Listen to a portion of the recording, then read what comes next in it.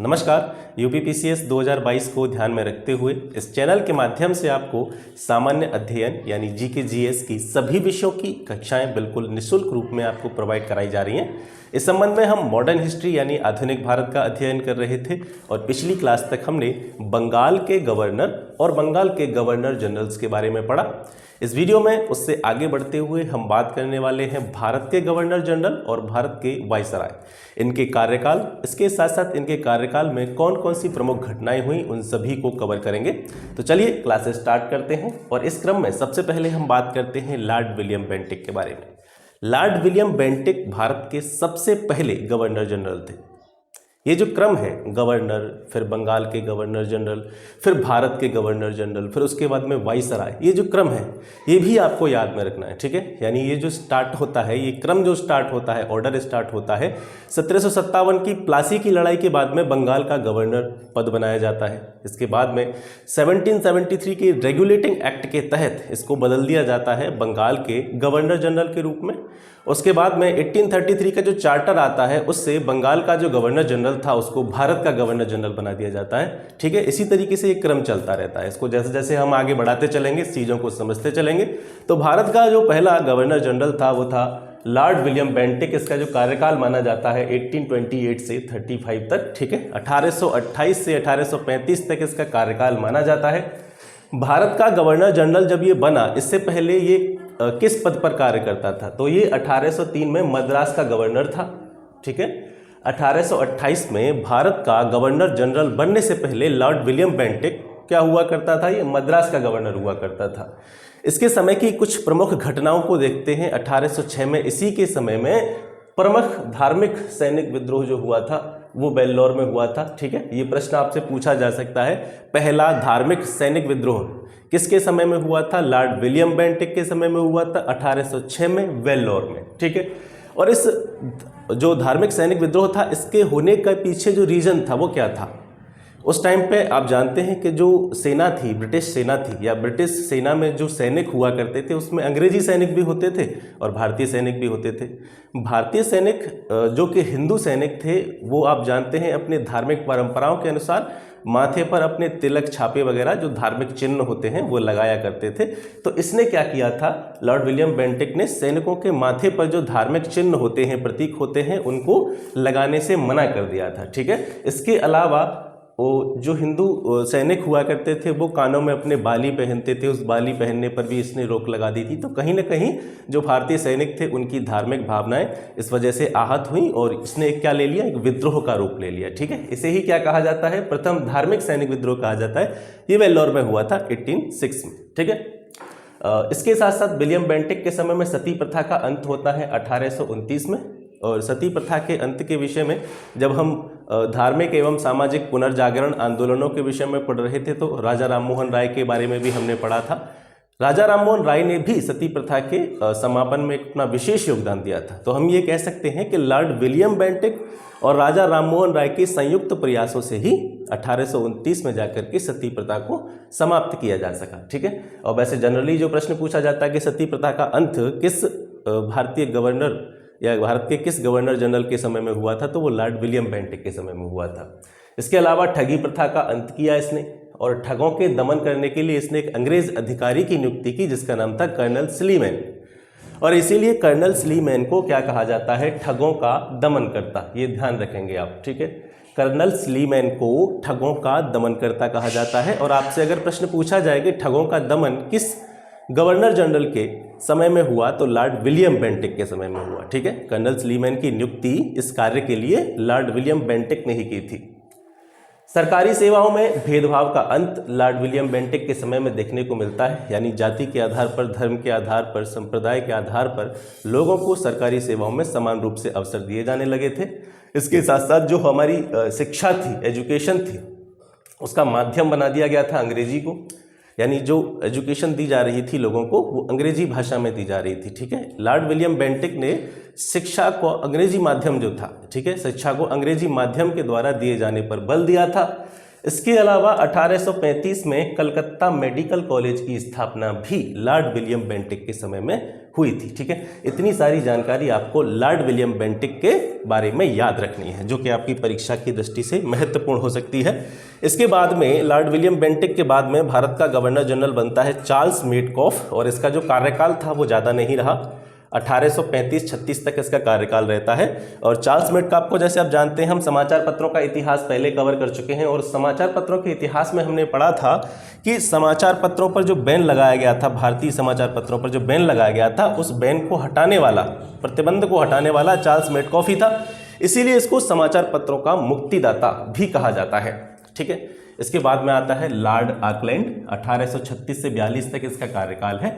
Lord Auckland के समय में हुआ था प्रथम आंग्ल अफगान युद्ध। ठीक है, प्रथम आंग्ल अफगान युद्ध हुआ था 1838 से 42 के मध्य में। ये किसके समय में हुआ? लॉर्ड ऑकलैंड के समय में हुआ। और एक इतिहासकार जिसका नाम था इन्नस, ठीक है, इतिहासकार इन्नस ने इस आंग्ल अफगान युद्ध को इतिहास का सबसे मूर्खतापूर्ण युद्ध कहा है। ठीक है, प्रश्न पूछा जाए कि किस इतिहासकार ने आंग्ल अफगान युद्ध को सबसे मूर्खतापूर्ण युद्ध की संज्ञा दी है, तो वो प्रथम आंग्ल अफगान युद्ध था। या फिर इसको ऐसे रिवर्स करके भी पूछा जा सकता है कि इन्नस ने किस युद्ध को सबसे मूर्खतापूर्ण युद्ध की संज्ञा दी है, तो वो आंग्ल अफगान युद्ध था। ठीक है, इसके समय में त्रिपक्षीय संधि होती है। लॉर्ड ऑकलैंड के समय में त्रिपक्षीय मतलब जिसमें 3 पक्ष थे। वो 3 पक्ष कौन कौन थे? शाह शुजा, रणजीत सिंह और अंग्रेज। ठीक है, शाह शुजा, रणजीत सिंह और अंग्रेजों के बीच में ये 3 पक्ष हो गए। तीनों पक्षों के बीच में संधि हुई थी, जिसे त्रिपक्षीय संधि के नाम से जाना जाता है। ये लॉर्ड ऑकलैंड के समय में हुई थी। और इस संधि के तहत क्या प्रावधान किया गया था कि जो शाह शुजा था, शाह शुजा को अफगानिस्तान की गद्दी पर बिठाया जाना इस संधि के द्वारा तय हुआ था। ठीक है, किस संधि के द्वारा शाह शुजा को अफगानिस्तान की गद्दी पर बिठा दिया गया था?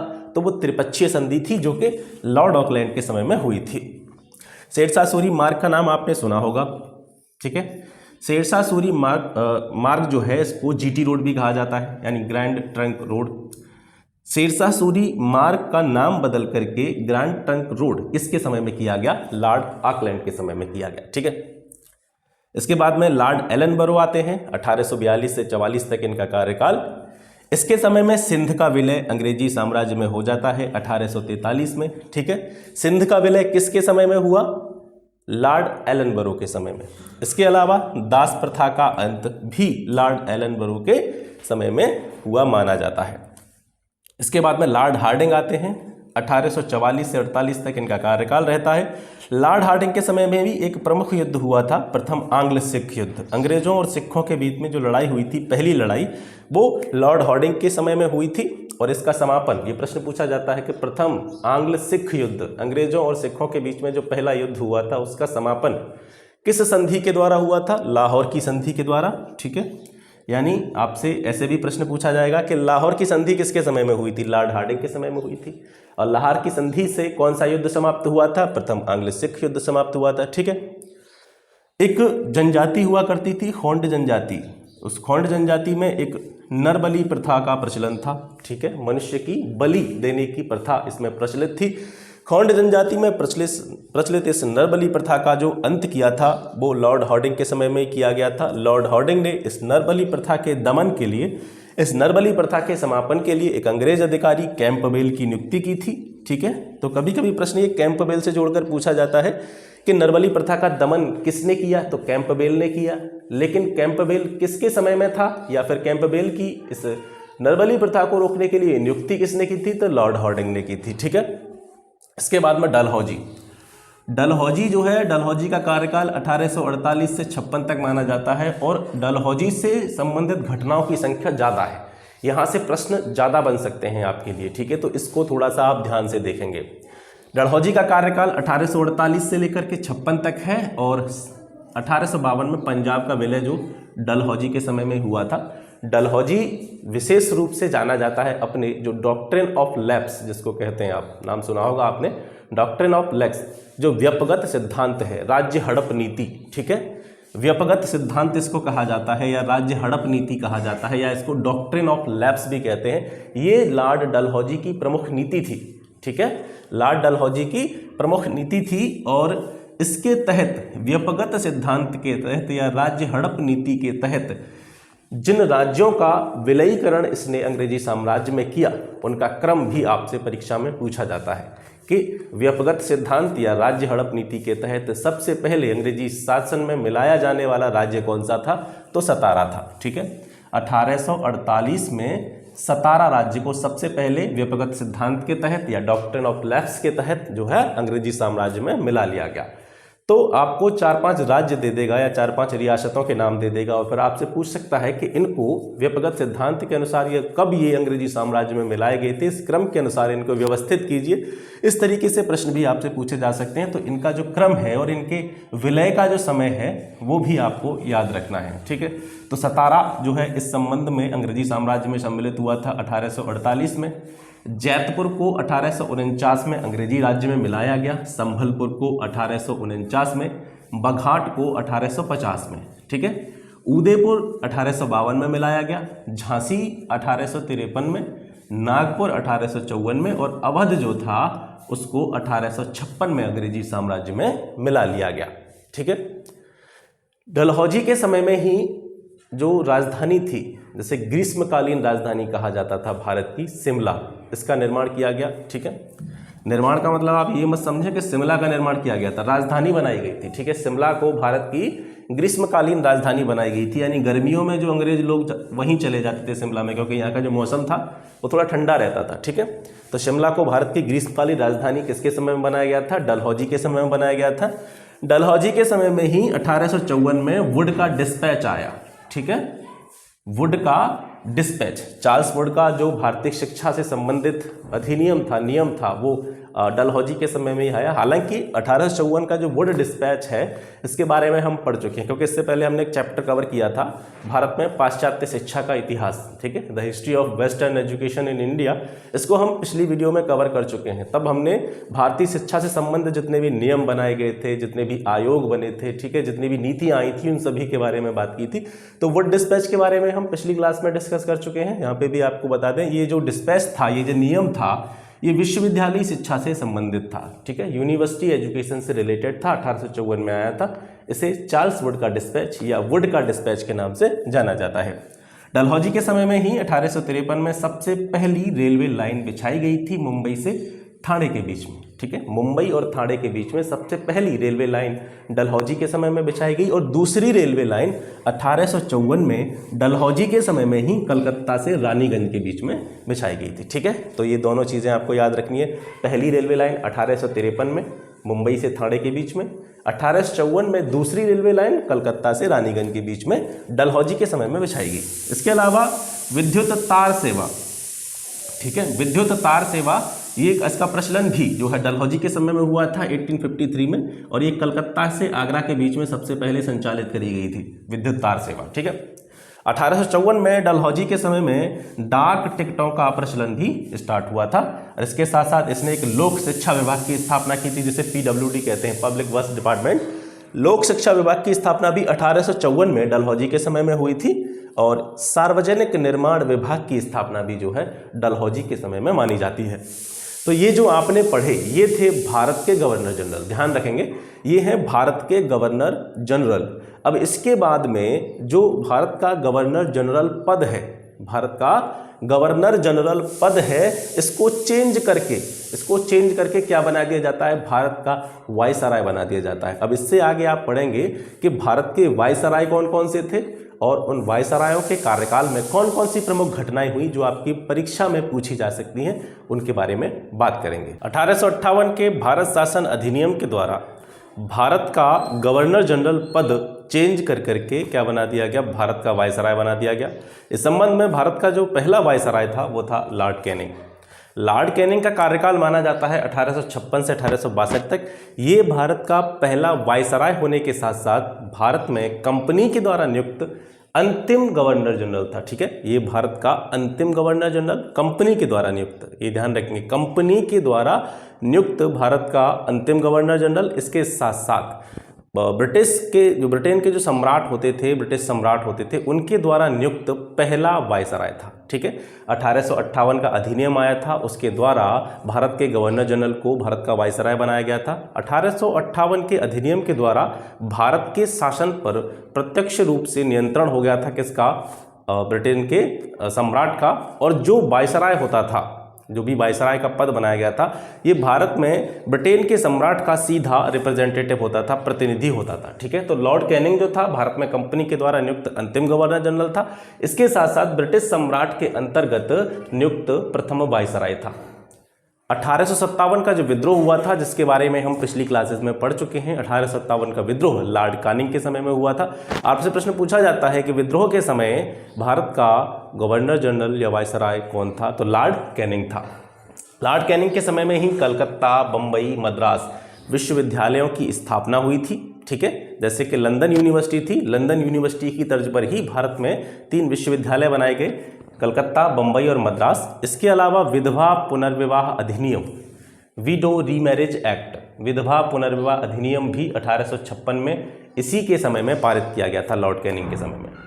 आईपीसी, जिसे आप भारतीय दंड संहिता कहते हैं, ठीक है, आईपीसी भारतीय दंड संहिता जिसको कहा जाता है, इसकी स्थापना भी लॉर्ड कैनिंग के समय में हुई थी 1861 में।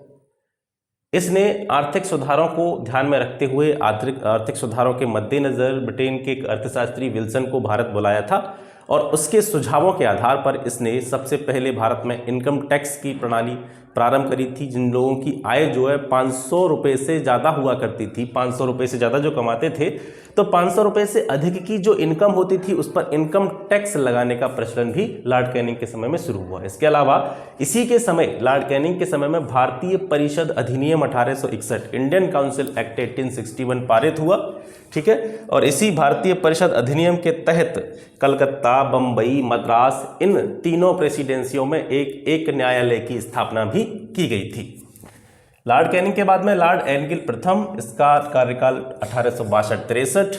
ज़्यादा कुछ इसके बारे में जानकारी मिलती नहीं है। सबसे प्रमुख जो चीज़ है, जो वहाबी आंदोलन जिसके बारे में हमने पढ़ा था, वहाबी आंदोलन का दमन लॉर्ड एल्गिन प्रथम के समय में हुआ था। 1863 में इसकी पंजाब में मृत्यु हो गई थी।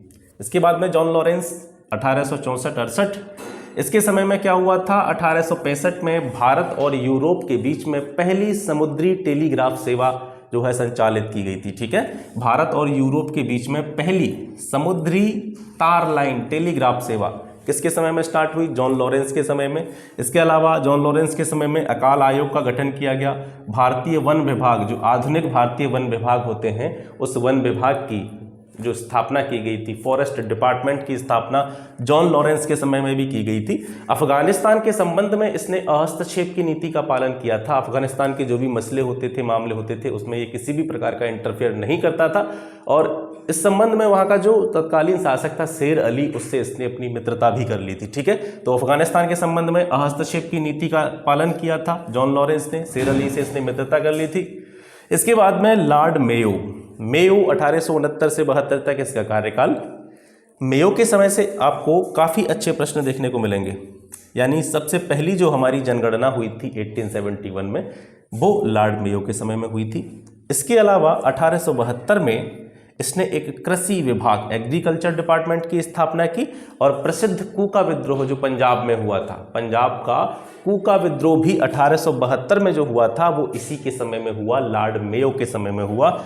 1872 में ही लॉर्ड मेयो ने मेयो कॉलेज की स्थापना करी थी। मेयो कॉलेज की स्थापना कहाँ पे की गई थी? अजमेर में। और ये जो कॉलेज थी, ये सामान्य लोगों के लिए नहीं थी, जनरल जो कॉमन आदमी होते हैं उनके संबंधित नहीं थी। मेयो कॉलेज विशेष रूप से बनाई गई थी राजकुमारों की पढ़ाई के लिए, जो प्रिंसेस हुआ करते थे। ठीक है, उनके अध्ययन के लिए, उनकी पढ़ाई के लिए इस मेयो कॉलेज की स्थापना अजमेर में लॉर्ड मेयो के द्वारा की गई थी। लॉर्ड मेयो ने भारतीय सांख्यिकीय सर्वेक्षण विभाग, इंडियन स्टैटिस्टिकल, ठीक है, सर्वे डिपार्टमेंट का जो स्थापना की थी, वो भी लॉर्ड मेयो ने की थी।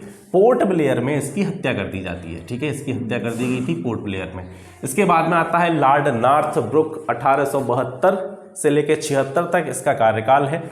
इसी के समय में 1874 में बंगाल और बिहार में भीषण अकाल पड़ा था 1874 में। ठीक है, लॉर्ड नॉर्थब्रुक के समय में सर सैयद अहमद खान ने मोहम्मडन एंग्लो ओरिएंटल कॉलेज की स्थापना की थी अलीगढ़ में, और इसको सपोर्ट किया था लॉर्ड नॉर्थब्रुक ने। ठीक है, सर सैयद अहमद खान को काफ़ी सपोर्ट किया था, और इस सपोर्ट के तहत इन्होंने इस कॉलेज की स्थापना के लिए 10,000 रुपये दान भी जो है सर सैयद अहमद खान को दिया था। नॉर्थब्रुक के समय में प्रिंस ऑफ वेल्स का भारत आगमन होता है 1875 में। इसके अलावा स्वेज नहर को खोला गया था लॉर्ड नॉर्थब्रुक के समय में। स्वेज नहर के खुल जाने से भारत और ब्रिटेन के बीच में जो व्यापार था वो बढ़ा, यहाँ से इसमें वृद्धि देखने को मिलती है। ठीक है, स्वेज नहर खुल गई और इसके खुल जाने से ब्रिटेन और भारत के बीच में जो ट्रेड होता था, व्यापार होता था, उसमें वृद्धि देखने को मिली। बड़ौदा के राजा मल्हार राव गायकवाड़ को लॉर्ड नॉर्थब्रुक ने क्या किया था, उसकी गद्दी से उतार दिया था, सिंहासन से उतार दिया था, और इसके साथ साथ उसका जो भाई था मल्हार राव गायकवाड़ का, उसके दत्तक पुत्र को उसके स्थान पर कहाँ बैठाया था, गद्दी पर बैठाया था। इसके साथ साथ मल्हार राव गायकवाड़ को कहाँ भेज दिया था, मद्रास भेज दिया था। ठीक है, अब इसके बाद में बात करते हैं लॉर्ड लिटन के बारे में। लॉर्ड लिटन अपने आप में एक प्रख्यात विद्वान, इतिहासकार एवं कवि था, इसलिए साहित्य की दुनिया में इसको ओवन मेरेडिथ के नाम से जाना जाता है। ठीक है, आपसे प्रश्न पूछा जा सकता है कि ओवन मेरेडिथ किसे कहा जाता है, लॉर्ड लिटन को कहा जाता है। अच्छा विद्वान था, अच्छा कवि था, कविताएं लिखता था, लेखक था, इसीलिए इसको लिटरेचर की दुनिया में ओवन मेरेडिथ कहा जाता है। इसका कार्यकाल 1876 से 80 तक रहा। कौन कौन से प्रमुख घटनाएं इसके कार्यकाल में होती हैं? 1878 में इसके समय में प्रथम अकाल आयोग की नियुक्ति की जाती है। किसकी अध्यक्षता में? रिचर्ड स्ट्रेची की अध्यक्षता में। ठीक है, रिचर्ड स्ट्रेची की अध्यक्षता में प्रथम अकाल आयोग नियुक्त किया गया था लॉर्ड लिटन के समय में। इसके अलावा ब्रिटिश संसद ने या ब्रिटेन की संसद ने राज उपाधि अधिनियम 1876 पारित किया था, वो भी लॉर्ड लिटन के समय में किया था। और इस राज उपाधि अधिनियम 1876 के द्वारा जो ब्रिटेन की महारानी विक्टोरिया थी, उसको एक उपाधि दी गई थी, कैसर ए हिंद। ठीक है, कैसर ए हिंद की उपाधि ब्रिटेन की महारानी विक्टोरिया को दी गई थी। किस अधिनियम के द्वारा? राज उपाधि अधिनियम 1876 के द्वारा। और राज उपाधि अधिनियम 1876 लॉर्ड लिटन के समय में पारित किया गया था। 1 जनवरी 1870 को लिटन के समय में प्रथम दिल्ली दरबार का आयोजन हुआ। और प्रथम दिल्ली दरबार का जब आयोजन हुआ था, इस दरबार के संबंध में कलकत्ता की एक मैगजीन में छपा था, या कलकत्ता की एक मैगजीन ने लिखा था, नीरो बंसी बजा रहा था जब रोम जल रहा था। ये उक्ति इसको क्यों दी गई थी? क्योंकि इसी समयावधि में, लगभग जब प्रथम दिल्ली दरबार का आयोजन किया गया था, लगभग उसी समय पर बंगाल में भीषण अकाल पड़ा था, लोग भूखे मर रहे थे, चारों तरफ समस्या ही समस्या थी, लोग परेशान थे। ठीक है, तो उस समय पर उन लोगों की मदद करने की बजाय, यानी अगर गवर्नमेंट चाहती, ब्रिटिश गवर्नमेंट चाहती, तो उन लोगों की हेल्प कर सकती थी, उनको खाने पीने की वस्तुएं मुहैया करा सकती थी, उनकी समस्याओं को समाधान कर सकती थी। लेकिन उस समस्या को नज़रअंदाज करते हुए दिल्ली दरबार का आयोजन किया गया, और इसमें बहुत सारा पैसा, ठीक है, अनाप शनाप पैसा इसमें खर्च किया गया। तो एक तरह से एक कोटेशंस इसके बारे में कही जाती है कि एक तरफ तो रोम जल रहा था और दूसरी तरफ नीरो आराम से बंसी बजा रहा था। यानी एक तरफ तो लोग अकाल से मर रहे थे, भूखे मर रहे थे, खाने के लिए उनके पास कुछ नहीं था, और दूसरी तरफ दिल्ली दरबार के आयोजन में बहुत सारा पैसा खर्च किया जा रहा था। तो इस तरीके से इसके बारे में कहा जाता है। ठीक है, लॉर्ड लिटन के समय में ही 1878 में वर्नाकुलर प्रेस एक्ट जो है पारित किया जाता है, वर्नाकुलर प्रेस एक्ट लाया जाता है। और इस वर्नाकुलर प्रेस एक्ट को आकाश से होने वाला वज्रपात की संज्ञा दी थी। आकाश से होने वाला वज्रपात कहा था। किस भारतीय ने कहा था इसे? सुरेंद्रनाथ बनर्जी ने। ठीक है, सुरेंद्रनाथ बनर्जी के द्वारा वर्नाकुलर प्रेस एक्ट 1878 को आकाश से होने वाला वज्रपात कहा गया। इसके समय में ही, लॉर्ड लिटन के समय में ही भारतीय शस्त्र अधिनियम पारित हुआ 1878 में।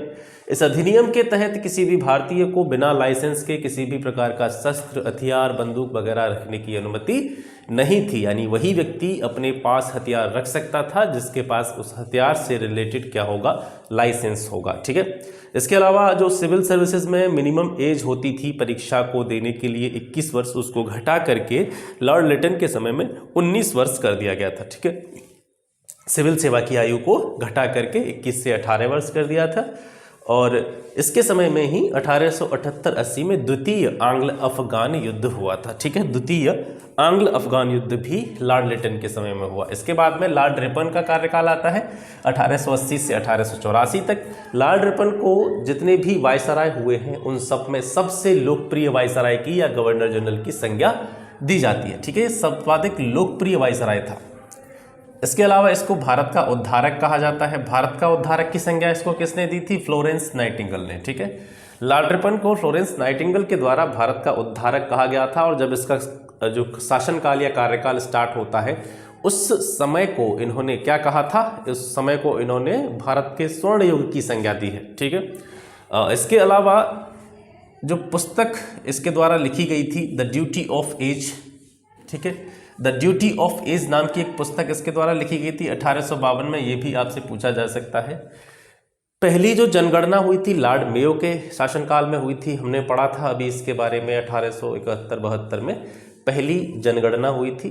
लेकिन एक नियमित तौर पर एक विधि सम्मत तरीके से वास्तविक जनगणना जो शुरुआत की गई थी वो लॉर्ड रिपन के शासनकाल में स्टार्ट की जाती है। ठीक है,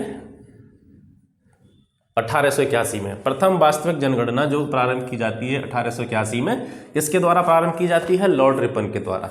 अगर आपसे प्रश्न ये पूछा जाए कि पहली जनगणना किसके समय में हुई थी तो आप लॉर्ड मेयो ही लिखेंगे। लेकिन प्रथम वास्तविक जनगणना एक विधि सम्मत तरीके से जो आधुनिक रूप में आज जनगणना की जाती है उस तरीके से जनगणना जो की गई थी वो लॉर्ड रिपन के काल में की गई थी। इसके अलावा प्रथम फैक्ट्री अधिनियम 1881 इसके समय में पारित किया गया। ठीक है, प्रथम फैक्ट्री अधिनियम।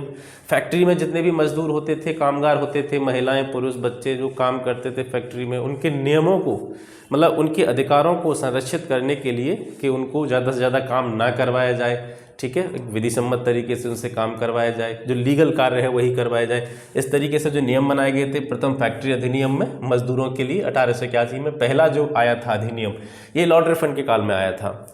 हंटर कमीशन का गठन किया गया था। प्राथमिक शिक्षा से संबंधित ये कमीशन था। इसके बारे में हम विस्तार से पिछली वीडियोस में देख चुके हैं। हंटर कमीशन का गठन 1882 में इसी के समय में हुआ था लॉर्ड रिपन के कार्यकाल में। इसके साथ साथ जो वर्नाकुलर प्रेस एक्ट आया था 1878 में, जिसने भारतीय समाचार पत्रों या मैगजीन जो होती थी, पत्रिका होती थी, उन पर बैन लगा दिए थे।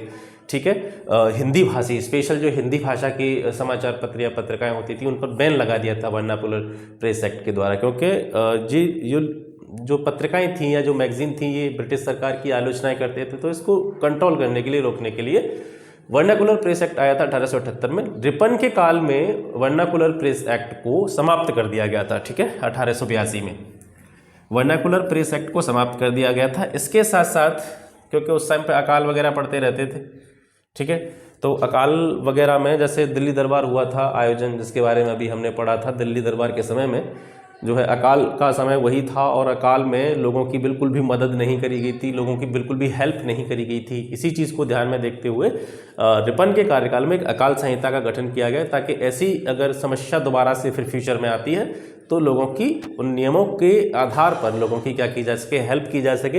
इसी को ध्यान में रखते हुए 1883 में रिपन के कार्यकाल में अकाल संहिता का गठन किया गया।